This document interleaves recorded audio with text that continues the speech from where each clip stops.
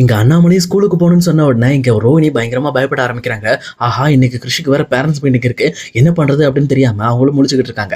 அப்ப என்னாச்சு, நீங்க எப்பவுமே வியாழக்கிழமை தானே போவீங்க, இன்னைக்கு என்ன இன்னைக்கு ஒரு நாள் முன்னாடியே போறீங்க அப்படின்ற மாதிரி கேட்கறாங்க. அப்ப அந்த கரெக்டா அண்ணாமலையுமே என் பேரண்ட்ஸ் மீட்டிங்மா, அதனால கண்டிப்பா போய் ஆகணும், என்ன ஒரு சின்ன வேலை இருக்குன்னு வர சொல்லியிருக்காங்க, நானும் முடிச்சு கொடுத்துட்டு வந்துடும் அப்படின்ற மாதிரி அங்கிருந்து கிளம்ப ட்ரை பண்றாங்க. ஆனா அதே நேரத்துல இங்க முத்துவும் மீனாவும் சேர்ந்துட்டு நம்மளும் ஒன்னா போலாம், உண்மையை சொல்ல போனா இன்னைக்கு கிருஷோட பாட்டியும் வருவாங்க, அவங்களையும் நம்ம பார்த்துட்டு வந்துரும் அப்படின்ற மாதிரி ஒரு முடிவோடையே இவங்க அங்கிருந்து கிளம்புறதுக்காக ட்ரை பண்றாங்க. ஆனா அதே நேரத்துல இப்ப ரோகிணியுமே கண்டிப்பா நம்ம நேரில் போக முடியாது, அதனால வீடியோ காலில் பேசிடலாம், ஆனா அதுக்கு வேற ஒரு ஐடியா பண்ணணும்னு சொல்லிட்டு அவங்களும் வித்யாவோட வீட்டுக்கு நிறைய எக்யூப்மெண்ட்லாம் வாங்கிட்டு அவங்களும் அங்க போறாங்க. ஆனா அதே நேரத்தில் இன்னொரு சைடு இங்க முத்து, மீனா, அண்ணாமலை இவங்க 3 பேர் சேர்ந்து ஸ்கூலுக்கு போறதுக்கு முன்னாடி கரெக்டா அங்க ஸ்கூலுக்குள்ள போகும்போது இங்க அண்ணாமலைய நீங்க போயிட்டு வாங்கப்பா, நான் மீனாவை ஒரு கோயிலுக்கு கூட்டிட்டு போக வேண்டியது இருக்கு, நானும் கூட்டிட்டு போயிட்டு வந்துடுறேன் அப்படின்ற மாதிரி இங்க முத்துவுமே அண்ணாமலைகிட்ட சொல்றாரு. அப்ப அண்ணாமலையும் இங்க பாடுறா, நீங்க வரணும்லாம் அவசியம் இல்லை, நீ கோயிலுக்கு கூட்டிட்டு போயிட்டு நீங்க 2 பேரும் வீட்டுக்கு போங்க, நான் வந்துடுவேன், ஒன்றும் பிரச்சனை இல்லை அப்படின்ற மாதிரி சொல்றாங்க. ஆனா அதுக்கப்புறம் இங்க முத்து மீனாவும் கிளம்புறதுக்கு முன்னாடி நின்றுட்டு இருக்கும்போது கரெக்டா இங்க கிருஷோட பாட்டியும் வராங்க. இதை பார்த்தோன்னு இங்க முத்து மீனாவும் பயங்கர ஹாப்பி ஆயிடுறாங்க. அப்ப மீனா இருந்துகிட்டு, ஏமா நாங்க ஏன் கிருஷ்ண பார்க்க கூடாதுன்னு சொன்னீங்க, சொல்ல போனா நீங்க எங்களை திட்டினாலும் சரி என்ன பண்ணாலும் சரி எனக்கு கிருஷ்ண மேல இருக்க அன்போ உங்க மேல இருக்க அன்போ கண்டிப்பா மாறவே மாறாது, நாங்க எப்பவுமே உங்களை மனசுல நினைச்சிட்டு தான் இருப்போம் அப்படின்ற மாதிரி இங்க மீனாவும் சொல்றாங்க. அதுக்கப்புறம் இங்க கிருஷோட அம்மா வரலையா அப்படின்ற மாதிரி முத்து கேட்கிறாரு. அப்ப அவங்களும் வெளிநாட்டுல இருக்காங்க, இன்னும் வரலப்பா அப்படின்ற மாதிரி சொல்றாங்க. ஆனா இப்ப பேரண்ட்ஸ் மீட்டிங் கண்டிப்பா கூப்பிட்டுருப்பாங்களே, அவங்க வராம எப்படி அப்படின்ற மாதிரி கேட்கறாங்க. அதுக்கு தான் சரி வீடியோ காலில் பேச சொல்லலாம் அப்படின்ற மாதிரி ஒரு ஐடியா வச்சிருக்கு, அதுக்காக தான் ரெடி பண்ணியிருக்கேன்ப்பா அப்படின்ற மாதிரி சொல்றாங்க.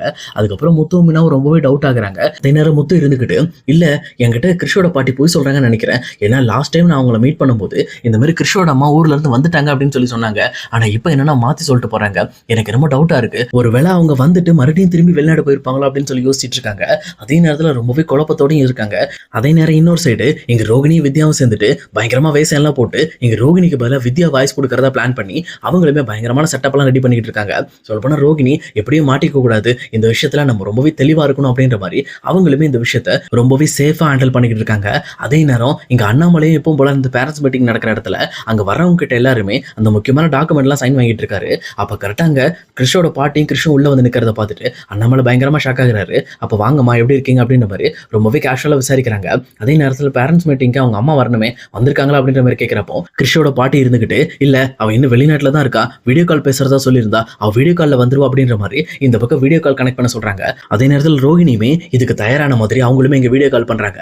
அந்த வீடியோ கால்ல இங்க கரெக்டா அவங்க மாஸ்க் போட்டுட்டு இருக்கிறத பார்த்துட்டு இந்த பக்கம் வந்து அண்ணாமலை பயங்கரமா டவுட் ஆகுறாரு. என்ன இது, இந்த மாதிரி வீடியோ கால்ல எதுக்கு அவங்க மாஸ்க் போடணும், அப்படி ஒரு அவசியமே கிடையாது அப்படின்ற மாதிரி யோசிக்கிறாங்க. அதே நேரத்துல இன்னொரு சைடு கிருஷுமே வீடியோ காலை பார்த்துட்டு எனக்கு என்னமோ இது நம்ம அம்மா மாதிரி தெரியல அப்படின்றாங்க.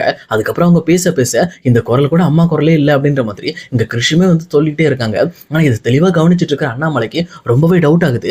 என்ன இது, இவங்க ஏன் இதெல்லாம் பண்றாங்க, எதுக்காக இந்த மாதிரி வீடியோ கால்ல கூட வராம இப்படி மறைச்சிக்கிட்டு இருக்காங்க அப்படின்ற மாதிரி ரொம்பவே டவுட் ஆகுறாங்க.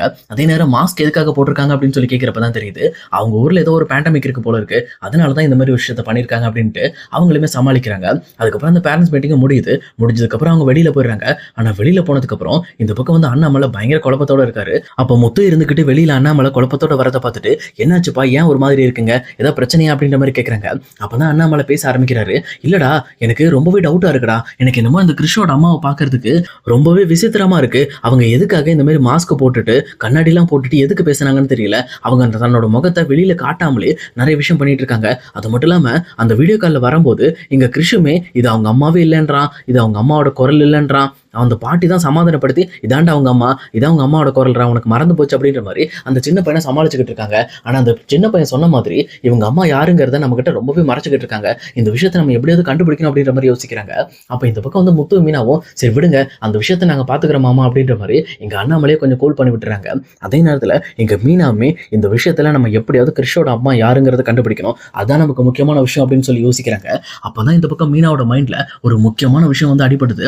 எனக்கு என்னமோங்க கிருஷ்ணோட முகஜாடையெல்லாம் பாக்குறப்போ அவங்களை ஏற்கனவே அவங்க அம்மாவை நம்ம பார்த்துருப்போம் நினைக்கிறேங்க அப்படின்ற மாதிரி இங்க மீனா பேச ஆரம்பிக்கிறாங்க. அப்போ முத்துமே என்ன மீனா பேசிக்கிட்டு இருக்க, அவங்களே வெளிநாட்டுல இருக்காங்க, அவங்கள எப்படி நம்ம பார்த்துக்கிட்டு இருப்போம் அப்படின்ற மாதிரி யோசிக்கிறாங்க. அப்போதான் இந்த பக்கம் வந்து முத்துக்குமே, ஆமா மீனா நீ சொன்னது எனக்கு இப்பதான் ஞாபகம் வருது, எனக்கு நம்ம வீட்டுக்கு ஜீவா வந்துச்சுல, அந்த ஜீவாவோட முகஜாடை அப்படியே இருந்துச்சு, நான் கவனிச்சேன், எனக்கு என்னமோ இங்க ஒரு பெரிய விஷயம் நடந்துட்டு இருக்கும்னு நினைக்கிறேன். ஏன்னா ஜீவாவோட பையனா கூட இங்க கிறிஷ் இருக்க வாய்ப்பு இருக்கு அப்படின்ற மாதிரி இங்க முத்துவுமே சொல்றாங்க. இது கேட்டோன்னே இந்த பக்கம் தூக்கி வாரி போடுது. ஆமாங்க, அப்படி இருக்க வாய்ப்பு இருக்கு. அப்பன்னா இங்க கிறிஷோட அப்பா வேற யாரும் கிடையாது, உங்களோட அண்ணன் தான் அப்படின்ற மாதிரி சொல்றாங்க. இதை கேட்ட முத்துக்கு இன்னும் பயங்கரமான ஷாக்கு. என்னமே நான் சொல்றேன், எப்படி மனோஜா இருக்க வாய்ப்பு இருக்கு அப்படின்ற மாதிரி கேட்கும் போதுதான் இங்க ஏற்கனவே வந்து ஜீவா தங்கிட்ட பேசின விஷயத்தை பத்தி இங்க மீனாவுமே சொல்லிக்கிட்டு இருக்காங்க. அப்போ கண்டிப்பா வந்து ஜீவா தான் இதுக்கு முன்னாடி மனோஜோட லவ்வர், அப்போ மனோஜோட குழந்தை தான் இது அப்படின்ற மாதிரி இந்த பக்கம் தெளிவான ஒரு முடிவுக்கு வரேன் அப்படின்ற பேர்ல இவங்களே கன்ஃபியூஸ் ஆயிட்டு இருக்காங்க. பட் ஆனா ஜீவாக்கு இதுக்கும் சம்மதமே கிடையாது.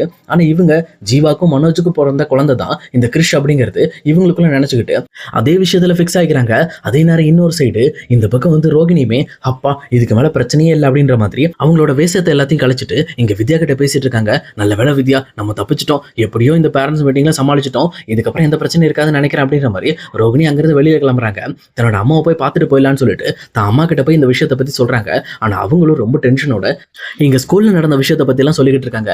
சொல்ல போனா ஸ்கூல்ல இங்க முத்து மீனாவும் பார்த்தது, அது மட்டும் இல்லாம அண்ணாமலை பேசினது, இன்னொரு பக்கம் இங்க கிருஷ்ணமே வந்து இது எங்க அம்மா இல்ல அப்படிங்கிற சொன்ன விஷயத்த இங்க அண்ணாமலையும் கேட்டுட்டாரு. அவர் கேட்டுட்டு என் முகத்தையே பார்த்துட்டு இருந்தார் அப்படின்ற மாதிரி அவர் என் மேல சந்தேகப்பட ஆரம்பிச்சிட்டாருன்ட்டு எல்லா விஷயத்தையுமே சொல்றாங்க. இது கேட்டோன்னே இங்க ரோகிணிக்கு இனிமே பயங்கரமா தலைவலிக்க ஆரம்பிக்குது. ஐயோ, எப்படி இந்த விஷயத்துல நம்ம சமாளிக்க போறோம்னு தெரியலையே, இதுக்கு மேல வேற யாரும் நம்ம நம்ப வைக்கும், ஆல்ரெடி எல்லாமே பண்ண முடியாதெல்லாம் பண்ணியாச்சு, இதுக்கப்புறம் இவங்களை எப்படி சமாளிக்கிறது அப்படின்னு சொல்லி தெரியாம இங்க ரோகிணியும் ரொம்பவே கன்ஃபியூஸ் ஆக ஆரம்பிக்கிறாங்க. அதே நேரத்துல இங்க ரோகிணியோட அம்மாவுமே இங்க பாரு ரோகிணி, இதுக்கு மேல இந்த விஷயத்த மறைக்காத, தயவு செஞ்சு சொல்லிட்டு வந்துருமா, இதுக்கு மேல நம்மளால தாங்க முடியாது, ஏன்னா அவங்க கண்டுபிடிச்சிட்டாங்கன்னா பெரிய பிரச்சனை ஆயிடும், நீயா சொல்லா மட்டும்தான் உனக்கு மன்னிப்பு கிடைக்க வாய்ப்பு இருக்கு, நீ பேசிப்பாரு அப்படின்ற மாதிரி இங்க ரோகிணியோட அம்மாவுமே ரோகிணி கிட்ட சொல்றாங்க. ஆனா ரோகிணியுமே இங்க பாருமா, என் விஷயத்துல இருக்க பிரச்சனைகள் பத்தி உனக்கு தெரியாது, நீ முதல்ல சும்மாரு அப்படின்ற மாதிரி இந்த விஷயத்த எனக்கு எப்ப சொல்லணும்னு தெரியும்ட்டு அவங்களும் அங்கிருந்து கிளம்பிடுறாங்க. அதுக்கப்புறம் எப்பவும் போல மனோஜ் ரோகிணியும் இந்த பக்கம் டேபிள்ல உட்காந்து கேஷுவலா சாப்பிட்டுட்டு சிரிச்சுக்கிட்டே பேசிட்டு இருக்காங்க. ஆனா இங்க முத்து மீனாவோட முகம் மட்டும் சுத்தமா சரியே இல்லை. ஏன்னா அவங்களோட மனசுப்படி இங்க கிறிஷ் இங்க மனோஜோட குழந்தை தான் நினைச்சிட்டு இருக்காங்க. அதுவும் இங்க முக்கியமா ஜீவாக்கும் மனோஜுக்கும் பிறந்ததா நினைச்சு இவங்க கன்ஃபியூஸ் ஆயிட்டு இருக்காங்க.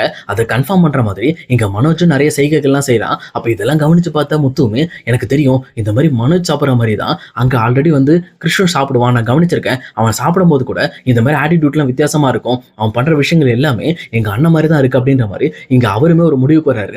எனக்கு தெரிஞ்ச வரைக்கும் கிறிஷோட ஒரே அப்பா இவன் மட்டும் தான், எப்படியாவது இந்த விஷயத்துல கிருஷ்ணன் நம்ம வீட்டுக்கு கொண்டு வந்தே ஆகணும்னு சொல்லிட்டு இங்க முத்து மீனாவை ரெடி பண்றாங்க. அதே நேரத்துல எங்க மீனாக்கு மனோஜ் மேல பயங்கரமா கோபம் வர ஆரம்பிக்குது. சொல்லப்போனா இப்படிப்பட்ட ஒரு துரோகத்தை பண்ணிட்டு எதுவுமே தெரியாம இப்படி ஒரு வாழ்க்கை வாழ்ந்துகிட்டு இருக்காங்க, இவங்களுக்கெல்லாம் மனசாட்சி கிடையாது அப்படின்ற மாதிரி இங்க மீனா கோவப்பட ஆரம்பிக்கிறாங்க.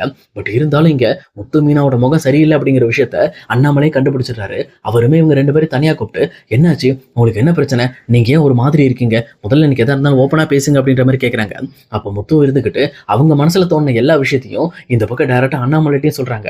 அதை கேட்ட அண்ணாமலைக்கு ரொம்பவே டவுட்டா இருக்கு. ஒருவேளை அப்படி இருக்க வாய்ப்பு இருக்குடா, ஏன்னா இந்த மனோஜை நம்ப முடியாதுடா, அந்த பணத்தை ஏமாத்திட்டு போன பொண்ணுக்காக இவன் என்ன வேணாலும் பண்ணியிருப்பான், கண்டிப்பா வாய்ப்பு இருக்கு, அந்த பணத்துக்காகவே அந்த பொண்ணுமே இந்த பையனை வெளியில காட்டாம வளர்த்துருக்கோம், இதுக்கு முக்கியமான காரணமே நம்ம மனோஜா தான் இருக்கும், நம்ம முதல்ல அந்த பொண்ணை கண்டுபிடிச்சி அந்த பொண்ணு மூலமா விசாரிப்போம், அதுக்கப்புறம் தான் இதுல நமக்கு ஒரு தெளிவு கிடைக்கும் அப்படின்ற மாதிரி இவங்களுமே ஒரு முடிவுக்கு வராங்க.